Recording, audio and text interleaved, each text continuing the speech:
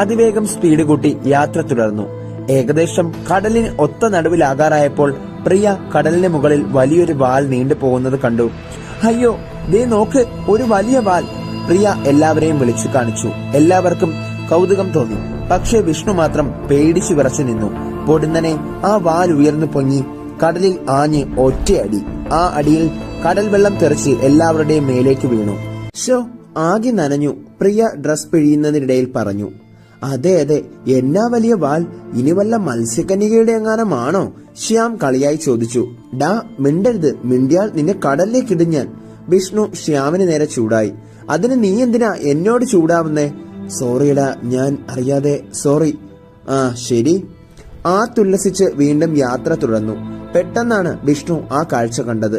മറ്റൊരു ബോട്ടിൽ താൻ കണ്ട മത്സ്യത്തിന്റെ കണ്ണുള്ള പെണ്ണ്. കടലിന് ഇളക്കം തട്ടുന്നത് അറിയാതെ വിഷ്ണു അവളെ ഇമചിമ്മാതെ നോക്കിയിരുന്നു. വിഷ്ണു, ചതിച്ചു എന്ന് തോന്നുന്നു, കടൽ വല്ലാതെ ഇളകുന്നു, ശ്യാം വിളിച്ചു പറഞ്ഞു. അത് കേട്ട് കടലിലേക്ക് നോക്കിയ വിഷ്ണു ഞെട്ടിപ്പോയി.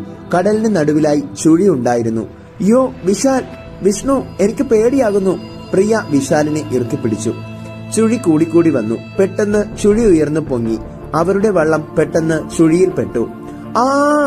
അവർ ചുഴിയിൽ കിടന്ന് നിലവിളിക്കാൻ തുടങ്ങി. പക്ഷേ അവരുടെ നിലവിളി ആര് കേൾക്കാനാ? ചുഴി കടലിന്റെ അടിത്തട്ടിലേക്ക് ഇറങ്ങി. വിഷ്ണുവും വിശാലും രഞ്ജിത്തും പ്രിയയും ശ്യാമും കടലിന് അടിയിലായി. മുകളിലേക്ക് കയറാൻ ശ്രമിച്ചു നോക്കി, പക്ഷേ പറ്റുന്നില്ല. അപ്പോഴാണ് വിശാൽ പ്രിയയുടെ പിറകിൽ കൂടി വരുന്ന അതിഭയങ്കരമായ പാമ്പിനെ കണ്ടത്. കണ്ടാൽ അനാക്കോണ്ടയുടെ നീളവും വണ്ണവും ഉണ്ടെന്ന് തോന്നും. വിശാൽ കാലിട്ടടിച്ച് എങ്ങനെയോ പ്രിയയുടെ കയ്യിൽ പിടിച്ച് മുകളിലേക്ക് പൊങ്ങി. അതിന്റെ പിറകെ ശ്യാമും രഞ്ജിത്തും വിഷ്ണുവും എങ്ങനെയോ മുകളിൽ വന്നു. ബോട്ടിൽ എത്തിപ്പിടിച്ച് എല്ലാവരും കയറി. പക്ഷേ ബോട്ടിന്റെ മുന്നിൽ പൊന്തി വരുന്ന പാമ്പിനെ കണ്ടതും ഞെട്ടിപ്പോയി. അവർ കണ്ണുകൾ ഇറുക്കി അടച്ചു. പാമ്പ് അവരിൽ ഒരാളെ പിടിക്കാൻ ശ്രമിച്ചതും പാമ്പിന്റെ മുന്നിൽ വലിയൊരു വാൾ പൊന്തി വന്നു. അത് മേഘയായിരുന്നു. മത്സ്യകന്യകയും പാമ്പും കടൽ ഫൈറ്റ് തുടങ്ങി. പെട്ടെന്ന് വാൾ കൊണ്ട് മേഘ പാമ്പിനെ അടിച്ചു വീഴ്ത്തി. രക്ഷപ്പെട്ട പാമ്പ് അവിടെ നിന്നും ഇഴഞ്ഞു നീങ്ങി. മേഘ വിഷ്ണുവിനെ നോക്കി.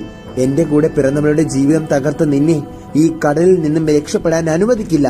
മരണവേദന നീ അറിയണം. കൂടെയുള്ളവർ മരിക്കുമ്പോഴുണ്ടാകുന്ന വേദന നീ അറിയണം. അത് ഞാൻ നിന്നെ അറിയിക്കും. എന്റെ സഹോദരി, അവൾ ഇന്നെന്റെ കൂടെ ഇല്ല. മേഘ വാവിട്ട് നിലവിളിച്ചുകൊണ്ട് വലിയ വാൾ കൊണ്ട് ബോട്ടിൽ ഒറ്റയടി. ആ അടിയിൽ എല്ലാവരും തെറിച്ച് കടലിലേക്ക് വീണു. കടലിൽ വീണ് അവർ പേടിച്ച് കാലിട്ടടിച്ച് നീന്താൻ തുടങ്ങി. ഞാൻ അപ്പോഴേ പറഞ്ഞില്ലേ കടലിലേക്ക് വരണ്ട. ആരേലും അത് കേട്ടോ? അയ്യോ, ആരേലും ഉണ്ടോ ഞങ്ങളെ രക്ഷിക്കാൻ? കടലിൽ കിടന്ന് വീണ്ടും അവർ നിലവിളിക്കാൻ തുടങ്ങി. മേഘ കടലിന്റെ അടിയിലേക്ക് മുങ്ങി. അപ്പോഴാണ് അവർക്ക് മുന്നിൽ വലിയൊരു മത്സ്യം വരുന്നത്. അയ്യോ, ദേ അങ്ങോട്ട് നോക്ക്, വലിയൊരു ഷാർക്ക്! ഓ, എന്തൊരു വലിയ വായി! അതിന്റെ കൂർത്ത പല്ലുകൾ കാട്ടി വേഗത്തിൽ വരുന്നത് കണ്ട അവർ പിറകിലോട്ട് നീന്തി മുകളിലോട്ട് വന്നതും ഷാർക്ക് വേഗത്തിൽ വന്ന് ശ്യാമിനെ വായിൽ കടിച്ചെടുത്തു പോകാൻ തുടങ്ങി. അയ്യോ ശ്യാം, അയ്യോ രക്ഷിക്കണേ ശ്യാം! അവർ ഉറക്കെ നിലവിളിച്ചു. കുറച്ചു കഴിഞ്ഞപ്പോൾ കടലിന് മുകളിലൂടെ ചോര പൊന്തി വരുന്നത് കണ്ട് പ്രിയ ഞെട്ടി. ശ്യാം, അയ്യോ! അമ്മേ, കൊണ്ടുപോയല്ലോ നമ്മുടെ ശ്യാമിനെ! പ്രിയ പൊട്ടിക്കരയാൻ തുടങ്ങി. വിശാൽ പ്രിയയെ ചേർത്ത് പിടിച്ചു. വിഷമിക്കാതെ പ്രിയ, അവന്റെ വിധി അതായിരുന്നു. വേണ്ടായിരുന്നു ഈ റൈഡ്. രഞ്ജിത്തും കരയാൻ തുടങ്ങി. എല്ലാവരും ഇങ്ങനെ കരഞ്ഞോണ്ടിരുന്നാൽ നമുക്കിവിടെ നിന്നും രക്ഷപ്പെടാൻ പറ്റില്ല. ദാ നമ്മുടെ ബോട്ട്, എല്ലാവരും ബോട്ടിൽ നീന്തി കയറ്, വിഷ്ണു പറഞ്ഞു. എല്ലാവർക്കും ബോട്ടിൽ കയറി ആടി ഉലഞ്ഞ് ബോട്ട് അങ്ങോട്ടും ഇങ്ങോട്ടും പൊയ്ക്കൊണ്ടേയിരുന്നു. രാത്രിയായപ്പോൾ എല്ലാവർക്കും വിശപ്പ് വീണു തുടങ്ങി. ബോട്ടിലുണ്ടായിരുന്ന വെള്ളം പോലും കാണാനില്ല. സഹികെട്ട് തണുത്ത മഞ്ഞൾ ബോട്ടിൽ ഉറങ്ങാൻ കിടന്നു. പൊത്തോം എന്ന് പറഞ്ഞ് എന്തോ കടലിലേക്ക് വീഴുന്ന ശബ്ദം കേട്ടതും എല്ലാവരും പേടിച്ച് ചാടി എഴുന്നേറ്റ് അവർ കണ്ടത് കൂറ്റൻ നീരാളിയെയാണ്.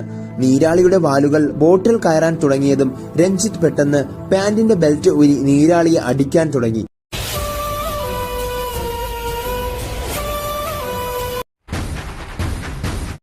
സഹായിക്കാം, പക്ഷെ അതിലൊരാളുടെ ജീവൻ ഞാൻ കൊണ്ടുപോകും.